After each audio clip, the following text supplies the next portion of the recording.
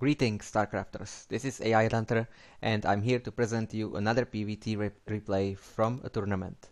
This was Alien Invasion tournament casted by Mr. Pink, and this was a best of 3 match in round of 4, I think.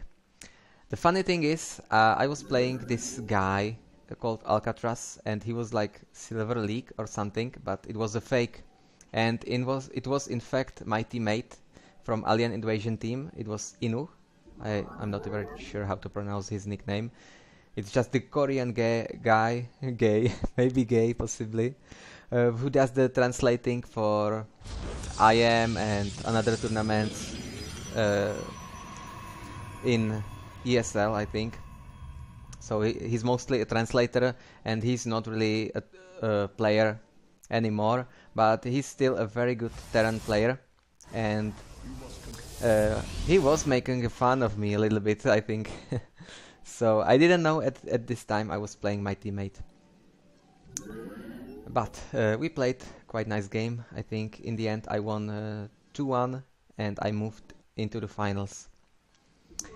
So PvT on Daybreak, what to expect? PvT on Daybreak is significant with the fact that the Protoss can go free Nexus build. Free Nexus was popular some time ago, but then Terrans started to cheese a little bit.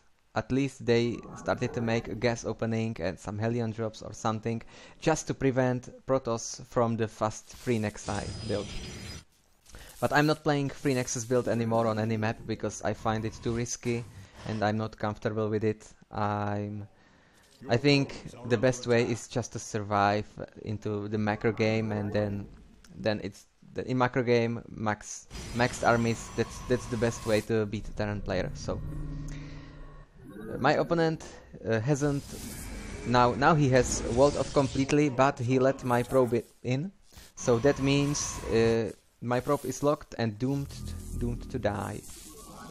It's quite a good way to guarantee the kill, but it really doesn't get for him anything more than just one dead probe, because I'm able to scout for such a long time that it's impossible for him to make, you know, gas later, or I don't know, second barracks or something.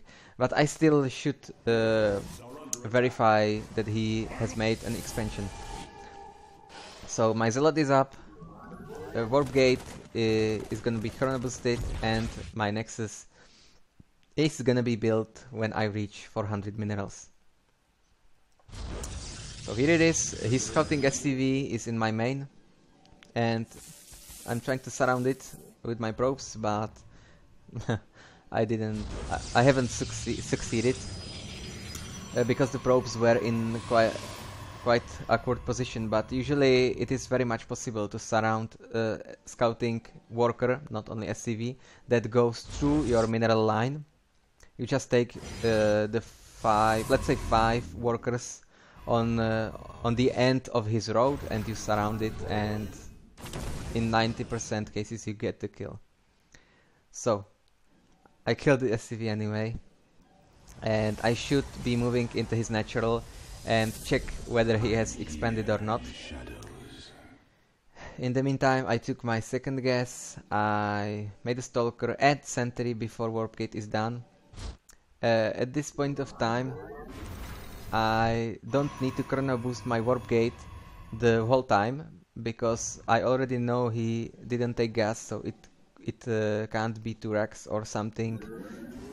Well, only 2 racks requires you to chrono boost your Warp Gate all the time.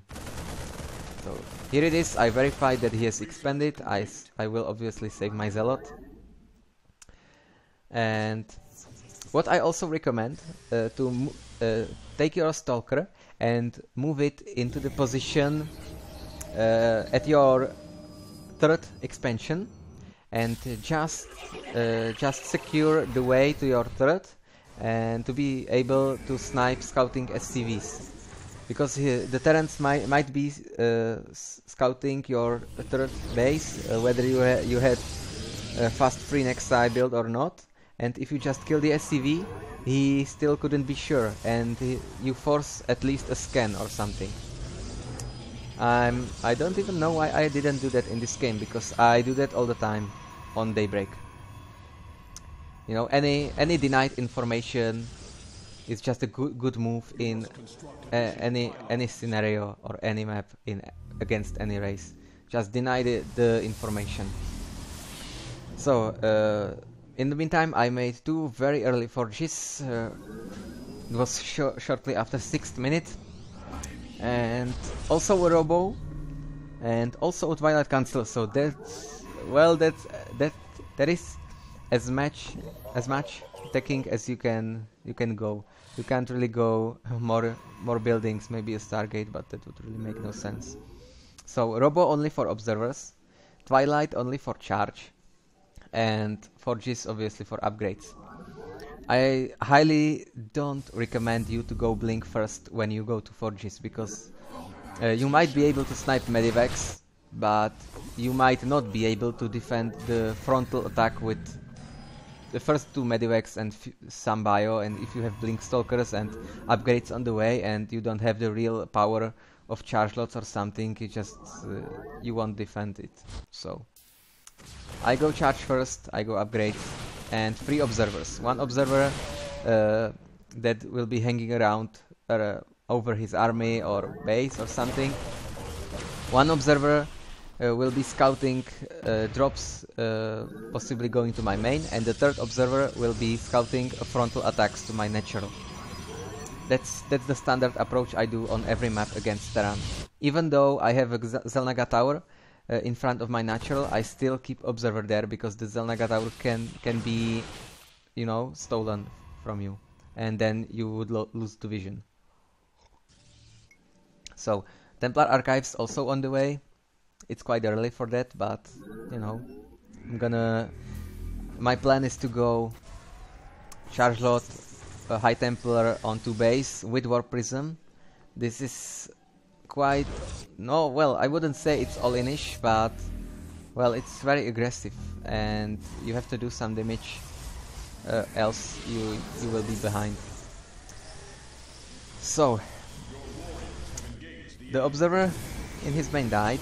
That's unfortunate, but it doesn't really matter. At least I scouted the timing of his starport, and it was late. It was significantly late, because he finished his starport at 10th minute, and it should hit me. And right now, when I'm watching the replay, I know exactly what's going on, and you know, I'm beating myself up why I didn't knew that while I was playing. But I guess I was nervous. But just the tiny difference in the starport timing means that the Terran has 3 command centers. That's something you should remember, because the starboard is usually finished at 9-minute mark, or maybe even earlier if Terran has only 2 barracks. But if he is finishing starport later, like shortly before 10th minute, you should scout all the expansions on the map. And I mean really, every expansion on the map should be scouted, because my opponent has hidden 3rd command center and I'm not aware of it.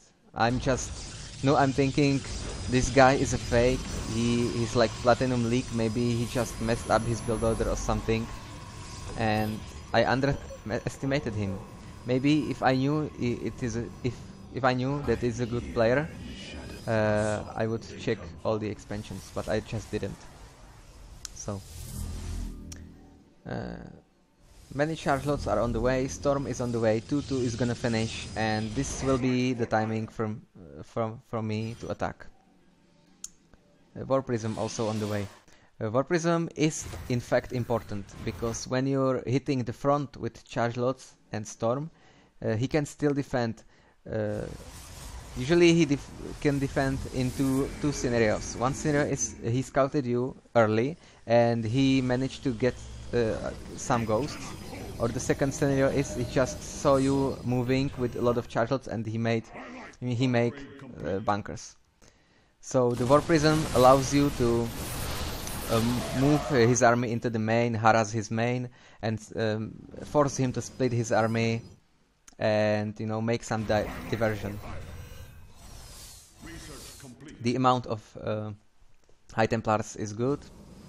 I have cannon against the drop, so everything seems okay, except the fact that I'm not aware of the additional command center, and I wasn't looking to the War Prism, so that was very bad move, because now everything I told you about the War Prism, about diversion and flanking and so on, everything is useless in this game, because he will be prepared for a frontal attack and he will have all of his army in his natural.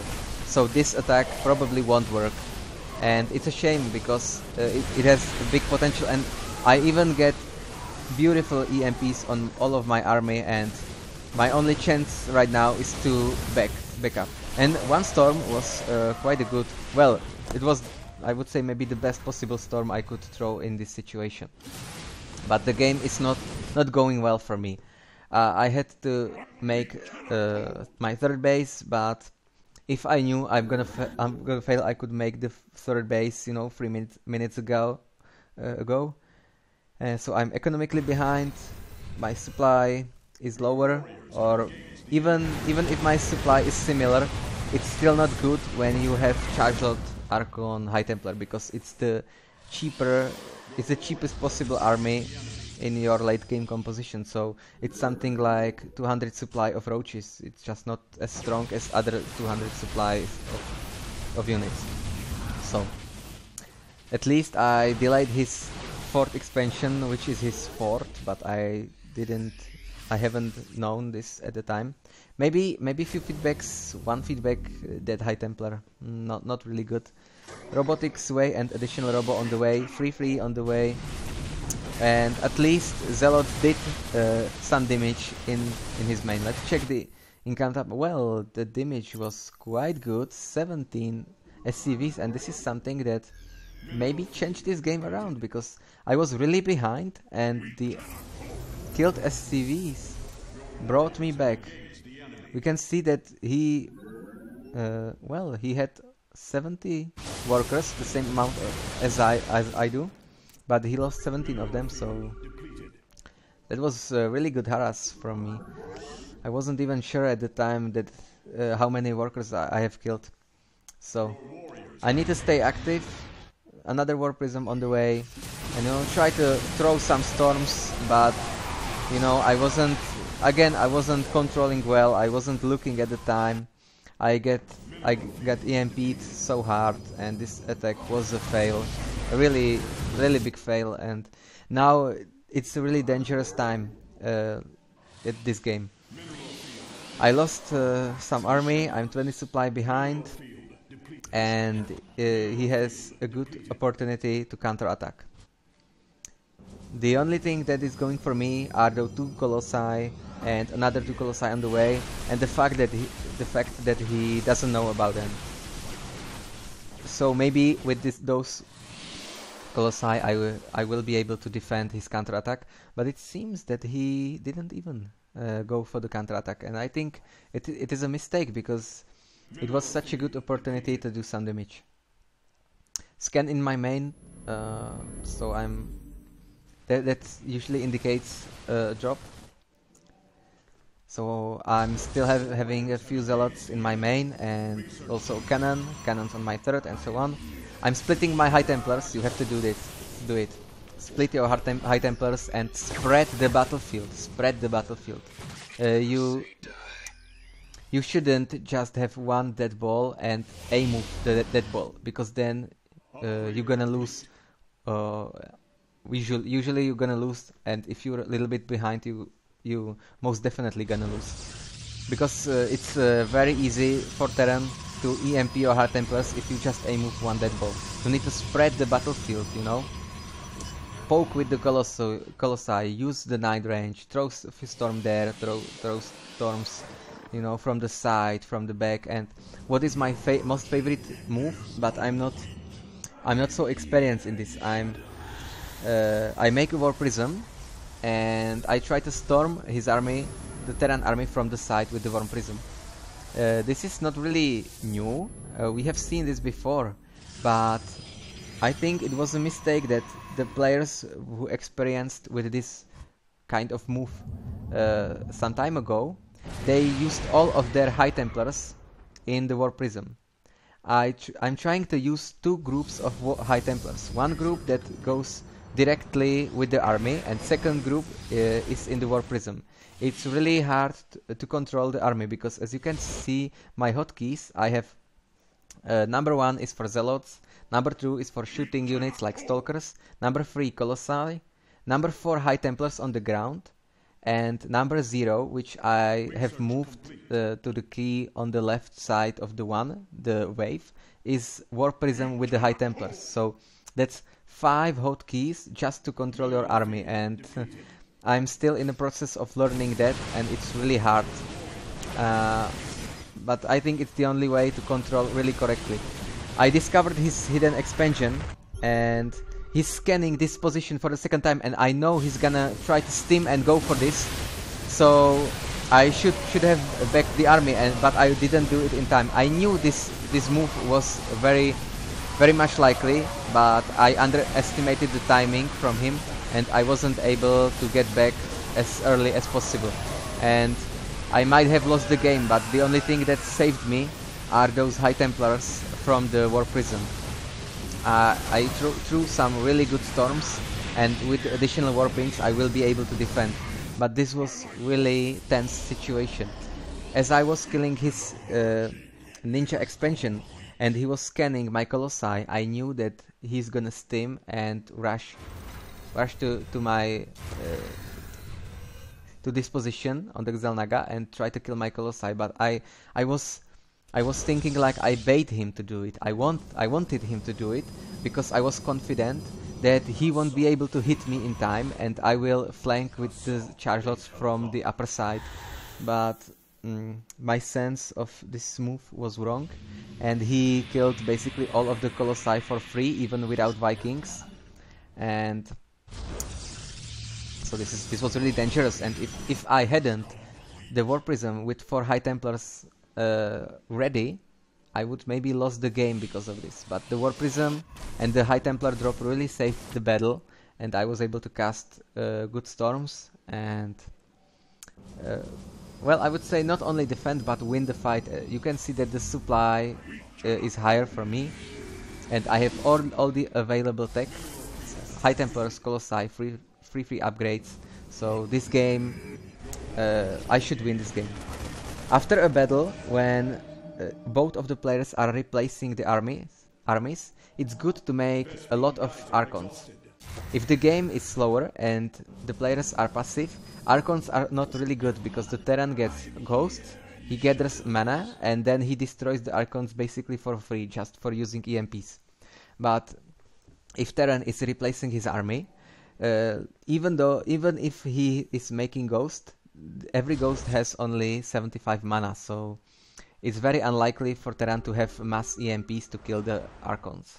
So Colossi plus Archons, very good combination.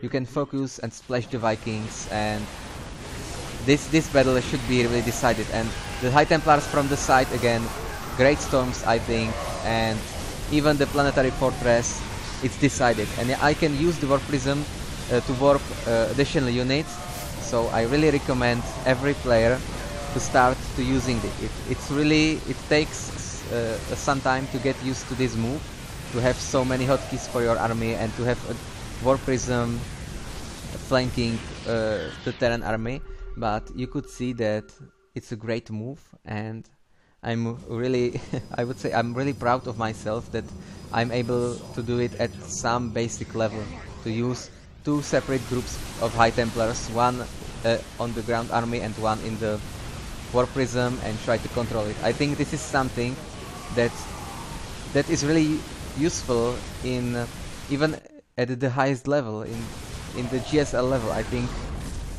this is the future, you know, to have War Prism with High Templars and so on. So that's the GG, and I think it was quite exciting game, and I was able to win even though I didn't knew about the ninja expansion.